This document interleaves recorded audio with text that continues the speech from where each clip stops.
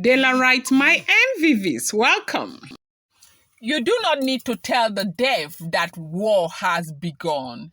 Now, of course, Ooni of Ife is well aware that indeed war has begun with Olori Naomi, because Olori Naomi is not leaving any stone unturned. Olori Naomi is moving. She does not want to be with the Ooni of Ife, and she is doing everything that is within her power to ensure that this happens. We are getting a report right now that the Ooni of Ife blew brimstone and thunder, and it was such a big deal as the Ooni of Ife went to they said during like we all know, for those of us who are aware, who have been following the trend closely, Auntie Ebony's son was named today. Okay, they had his naming ceremony today. Now, during the naming ceremony, people gathered in their number to celebrate with Ebony in the palace, and of course, indigents gathered.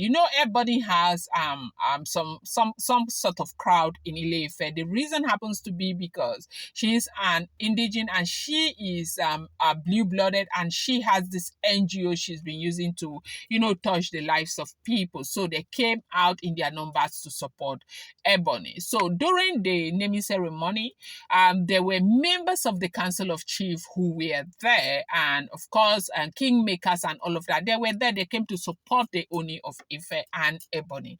And it was during this time we got a report that they reverted back to the Ooni of Ife on their deliberation, their decision on what Ooni should do with Olori Naomi. And that was when Ooni of Ife heard that they have decided that the Ooni of Ife will have to give Olori Naomi freedom, that he cannot force Naomi to be with him, especially when it is not as if Naomi committed any, sacrilege and all of that, that you want to punish the girl. Like in those days, they say that since, of course, they are all aware that when a girl is married to a king and the girl goes to mess up or do something that is reprehensible, sometimes the king will just allow her be there, and not because, of course, the king knows that if he doesn't free the girl will never find another man to be with her. So that could be some kind of punishment. But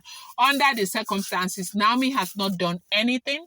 Ooni of Ife has no right to do that to Olori Naomi. That collectively they have agreed that Ooni of Ife needs to give Naomi the freedom that Naomi deserves. That if Naomi does not want to stay with the Ooni of Ife has no right whatsoever to stop Olori Naomi from going.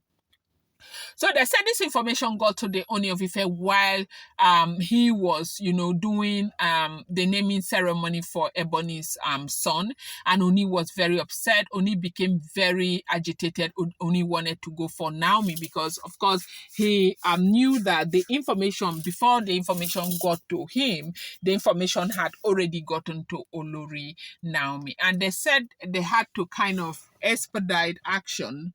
Yes, sorry about that. So they said the Ooni of Ife had to, make them expedite action so that he can finish and go after Naomi.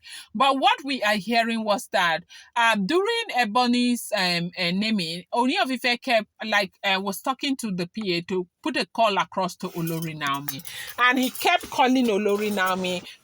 They kept calling. The phone was ringing, but Naomi wasn't picking because Ooni wanted to be sure that Naomi was available. Apparently, they had some kind of discussion. Maybe he was supposed to meet Naomi somewhere, or they were supposed to see, but Naomi wasn't picking the call. That they gave Naomi up to 11 calls, and Naomi did not pick. Ooni became very apprehensive. As we are hearing, if this information is true, do not forget that I told you I do not live in the palace of the Ooni of Ife. Neither am I related to the monarch. I'm just a blogger. When I get an information, I reenact it and I post it here. But it's also my duty to let you understand that whatever information you get on social media, you need to take it with a pinch of salt. So during the information during that naming. He kept trying to get across to Naomi. Naomi was not picking the phone. Naomi was not forthcoming. They said he got really, really agitated and decided to finish on time. And as soon as they finished the naming, they said his convoy came. They picked him, and they said that they went to first of all, usually they said Kabiesi's private jet is in one of those airport. I don't know if it is a Lorin or one of those airports. That was where they went, and they went straight to first of all, they said they drove to Akure. Olori Naomi wasn't there. Olori Naomi was not there. Tade Nikawo was not there, and all of that. And now Ooni of Ife flew, came back, got to the airport, and flew to Lagos to the royal mansion.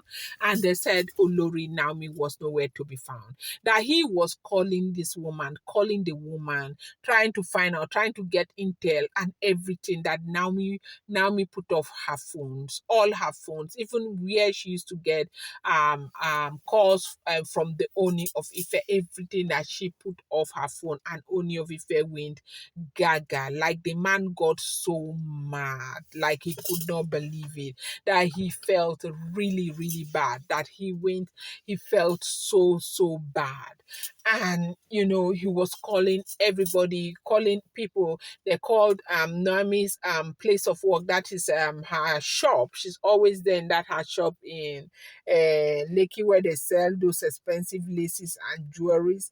She called Kabiesi called there. Naomi was not there. Kabiesi put a call across to everybody. Naomi was not there. They say they haven't seen Naomi. Sorry about that. You remember that he has already taken Naomi's international passport and that of Tade Nikawo. They are still with him as we speak right now. Those passports are still with him. And they said, like, Naomi was the Ooni of Ife was so mad, like so upset with Olori Naomi and everybody. They said he put a call across to Benro, Naomi's brother. Benro answered and said that he has no idea where Naomi is, and Kabiesi was blowing brimstone and thunder on these people. And you do know that Benro is Naomi's younger brother, and no matter what, Ooni of Ife is still the Ooni of Ife. You cannot go and be talking back at him and want to challenge him and all of that. The Segbero just simply said he has no idea where Naomi is. And of course, you and I know that they may know, but as you and I are speaking now, Ooni of Ife is not able to get to Naomi, doesn't know where Naomi is, and he is going really, really gaga over the fact that he does not know where Naomi is, he does not know where Tade Nikawo is. This is what we are hearing. If the information is true, they say he left the naming ceremony and went after Olori Naomi. I'm going to bring you more update. I appreciate you guys so much. Thank you.